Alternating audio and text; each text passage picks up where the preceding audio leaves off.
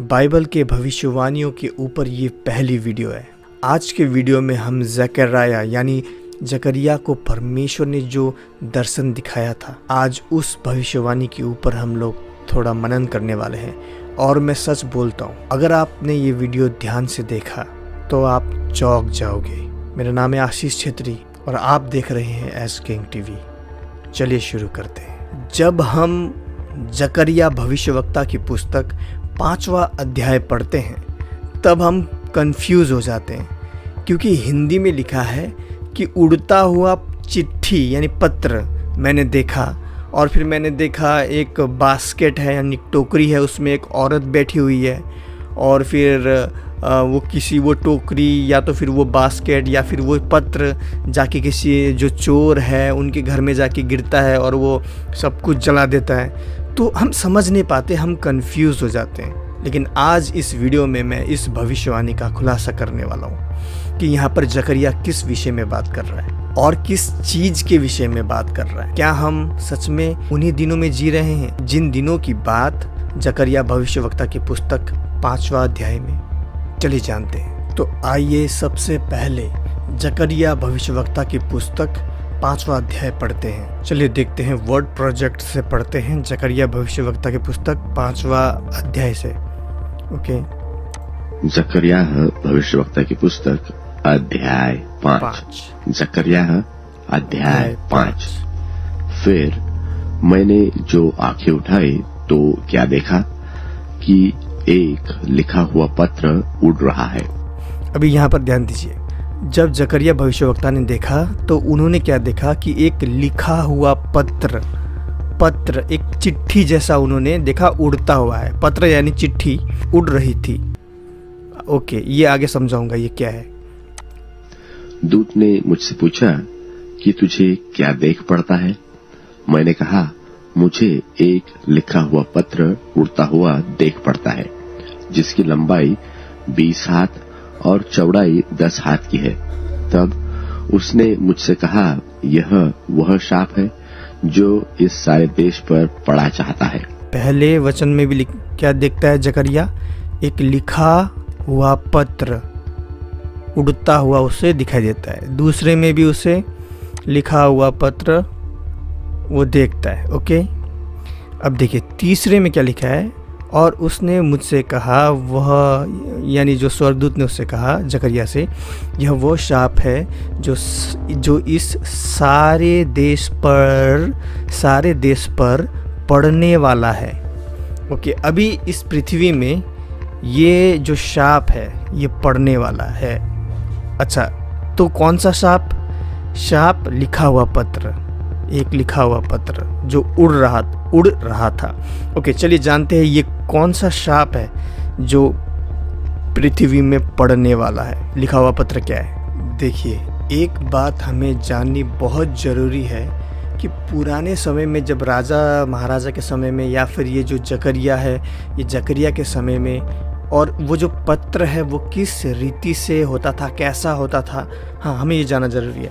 मान लीजिए कि पुराने ज़माने में जो पत्र होता था, सपोज मान लीजिए कि ये पत्र है, तो ये पत्र को किस रीति से रखा जाता था? उसे इस रीति से पुराने समय में पत्र को इस रीति से रखा जाता था, ऐसा गोल फोल्ड करके। और उसके बाद में उस पत्र को एक लोहे का स्क्रोल होता था। ये एक्चुअली स्क्रोल ही है, बट लोहे का उसका एक कवर होता था। मैं जानता नहीं उस कवर को क्या बोलते हैं, शायद उसको ही स्क्रोल बोलते हैं। तो एक कवर होता था, उसमें डाल के फिर उसका ढक्कन लगा दिया जाता था। तो इसका जो शेप है देखिए, ये सिलेंड्रिकल शेप है। तो जो जकरिया ने देखा था एक ऐसा ही उड़ता हुआ पत्र उसने देखा था, जिसका लंबाई और चौड़ाई बहुत ऊंचा है और बहुत मोटा है। उसका जो चौड़ाई है जो पत्र का, उसने ऐसा पत्र जैसा देखा था। फिर उसने क्या देखा, आगे हम पढ़ते हैं। तब उसने मुझसे कहा, यह वह शाप है जो इस सारे देश पर पड़ा चाहता है, अर्थात जो कोई चोरी करता है वह उसकी एक ओर लिखे हुए के अनुसार मैल की नाई निकाल दिया जाएगा, और जो कोई शपथ खाता है वह उसकी दूसरी ओर लिखे हुए के अनुसार मैल की नाई निकाल दिया जाएगा। अगर दूसरे शब्दों में इसे मैं समझाऊं तो जो अधर्मी लोग हैं, ये जो पत्र है ये अधर्मी लोगों को क्या करेगा, ये बड़ा सा पत्र, एक जो चिट्ठी है बड़ी सी, वो अधर्मी लोगों को ख़त्म कर देगी। तो सवाल ये उठता है कि कैसे एक बड़ा पत्र, स्क्रोल यानी अंग्रेजी में अगर पढ़ेंगे स्क्रोल, जो विशाल है, जो लंबाई उसका बहुत है और जो उसका डायमीटर है, जो उसकी चौड़ाई है वो बहुत है, कैसे एक पत्र, एक विशाल पत्र जो अधर्मी व्यक्ति है यानी जो चोरी करता है और जो झूठी कस्में खाता है उसको जाके मतलब वो विशाल पत्र ख़त्म कर देगा, कैसे? मेरे प्रियो, यहाँ पर हमें अपने आप को जकरिया भविष्यवक्ता की जगह में रख के सोचना होगा, विचार करना होगा। और हम ये जानते हैं कि जकरिया भविष्यवक्ता के समय में ना साइकिल का आविष्कार हुआ था, ना स्टीम इंजन का आविष्कार हुआ था, ना हेलीकॉप्टर का आविष्कार हुआ था, ना एरोप्लेन का आविष्कार हुआ था, और ना ही मिसाइल्स का आविष्कार हुआ था, ना ही एटम बम, न्यूक्लियर बम या फिर परमाणु बम का, जो कि एक ही बात है, एटम बम, न्यूक्लियर बम। मेरे प्रियो, हम जानते हैं कि आज परमाणु बम में कितनी शक्ति है, एटम बम में कितनी शक्ति है, वो पूरा पृथ्वी खत्म कर सकता है। तो यहाँ पर जकरिया भविष्यवक्ता क्या देखता है, प्रभु उस समय में क्या दिखाता है जकरिया भविष्यवक्ता को? एटम बम यानी न्यूक्लियर रॉकेट परमेश्वर दिखाता है कि एटम बम जाता है, उड़ता हुआ उसे दिखता है और वो जाके सीधा गिरता है कहाँ पर? वो ख़त्म करता है उन लोगों को जो झूठे कस्में खाते हैं और जो चोरी करते हैं। कहने का मतलब जो अधर्मी लोगों को वो जाके ख़त्म करता है एटम बम। और हम रेवलेशन की पुस्तक में भी पढ़ते हैं, प्रकाशित वाक्य की पुस्तक में, क्योंकि पुराने समय में तो इन सब चीज़ का आविष्कार नहीं हुआ था ना, तो वो अगर परमाणु बम भी देखते तो उन्हें पता नहीं होता कि उन्होंने क्या देखा। उनके लिए तो वो उड़ता हुआ स्क्रोल ही था, उड़ता हुआ पत्र ही था जकरिया के लिए या फिर यूहन्ना के लिए, क्योंकि उस वक्त तक आविष्कार नहीं हुआ था परमाणु बम का। अब अभी देखिए, परमाणु बम में भी यहाँ पर लिखा रहता है, ऐसे जैसे इंडिया में एक मिसाइल है उसका नाम है ब्रह्मोस, उसका ब्रह्मोस लिखा रहता है दोनों तरफ, और फिर एक छोटा झंडा रहता है इंडिया का और इंडिया बोल के भी लिखा रहता है। ऐसे पूरे दुनिया में अपने अपने एटम बम हैं, अपने अपने परमाणु बम हैं पूरी दुनिया में।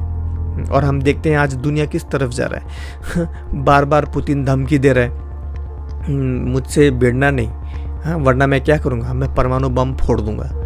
वो धमकी दे रहा है पुतिन बार बार। दुनिया उसी तरफ जा रही है। मेरे प्रियो, हम ये जान सकते हैं कि जो जकरिया 5वें अध्याय में जकरिया ने जो उड़ता हुआ चिट्ठी देखा था, उड़ता हुआ पत्र देखा था जिसके दोनों तरफ लिखा हुआ था, वो एटम बम उसने देखा था। Полевой столб, поднимающийся с земли, быстро увеличился в объеме. Через несколько секунд после взрыва диаметр полевого столба составлял около 10 километров. Увеличиваясь в размерах. और प्रकाशित वाक्य की पुस्तक में भी देखते हैं कि जब जो जलता हुआ जब वो गिरेगा तो वो पानी कड़वा कर देगा, यानी पानी जहरीला कर देगा, और बहुत से लोग मरेंगे वो पानी पी के, वो जहरीला पानी पी के। आज हम देखते हैं कि परमाणु बम में इतनी शक्ति है कि वो जहाँ पर फटती है ना, वहाँ का पूरा इंसान का, कोई भी जीवित वस्तु का पूरा डीएनए चेंज कर देता है। और इतना ही नहीं, उसमें इतना रेडिएशन फैलता है कि पूरा उसका पता नहीं कितने पीढ़ी तक, 5-6 पीढ़ी तक लोग लूले लंगड़े ही पैदा होते हैं। बहुत से हजारों साल तक वो रेडिएशन जो परमाणु बम फैलाता है वो रहता है। और हम देखते हैं इसका एक बहुत ही उदाहरण हम हैं कि किस तरीके से अमेरिका ने हिरोशिमा और नागासाकी में परमाणु बम फटाया था। पहला बम लिटिल बॉय, दूसरा बम फैट मैन के नाम से उन्होंने ये बम फटाया। आज हम देखते हैं आज भी हिरोशिमा और नागासाकी में वहाँ पर क्या होता है, अभी भी वहाँ लूले लंगड़े पैदा होते हैं। और जकरिया ने जो इस 5वें अध्याय में देखा है, वो उसने परमाणु बम को, ऐसा उसने पत्र इसलिए बोला है क्योंकि पत्र इस रीति से फोल्ड किया जाता था पुराने समय में, और एक लोहे के ऐसा कवर में डाल के ढक्कन लगा के फिर किसी राजा को या किसी को देना होता तो वो देते थे। तो यहाँ पर जकरिया ने जो उड़ता हुआ पत्र देखा और वो जाके गिरता है, फटता है, हाँ जाके फटता है, वो उसने एटम बम देखा था। आगे और देखते हैं वचन। सेनाओं के यहोवा की यही वाणी है कि मैं उसको ऐसा चलाऊंगा कि वह चोर के घर में और मेरे नाम की झूठी शपथ खाने वाले के घर में घुसकर ठहरेगा और उसको लकड़ी और पत्थरों समेत नाश कर देगा। बाइबल का वचन क्या कहता है कि परमेश्वर कहता है कि मैं उसे ऐसा चलाऊंगा, यानी परमाणु बम को, कि वो उनके घर में जाएगा, घर में अंदर, हाँ घर के अंदर जाएगा, और जब वो फटेगा तो वो उन दुष्टों को तो नाश करेगा ही, साथ में पत्थर लकड़ी वकड़ी जो उनके घर में होते हैं आसपास सब नाश कर देगा। और सच में हम जानते हैं कि जो परमाणु बम है वो इतना शक्तिशाली होता है कि वो पत्थर वत्थर घर, ये सीमेंट का घर क्यों ना हो, सब तहस नहस कर सकता है। हमने जकरिया 1 से 4 तक पढ़ा और समझने में हमें कितना समय लग गया। अभी 5 से लेकर 11 तक बाकी है, वो हम करेंगे अगले पार्ट में, क्योंकि वीडियो लंबा हो रहा है और मैं जानता हूँ आप में से बहुत लोग डाटा में देखते हैं, फ़ोन डाटा में, और वीडियो लंबा हो जाएगा तो आपका डाटा ख़त्म हो जाएगा। तो अभी इस वीडियो का पार्ट 2 आएगा और उस पार्ट 2 में मैं और भी समझाता जाऊँगा, समझता जाऊँगा, आप लोगों को भी समझाता जाऊँगा। हाँ, तो मिलते हैं इस वीडियो के पार्ट 2 में। तब तक के लिए प्रभु यीशु मसीह आप सबको आशीष दे। जय मसीह की।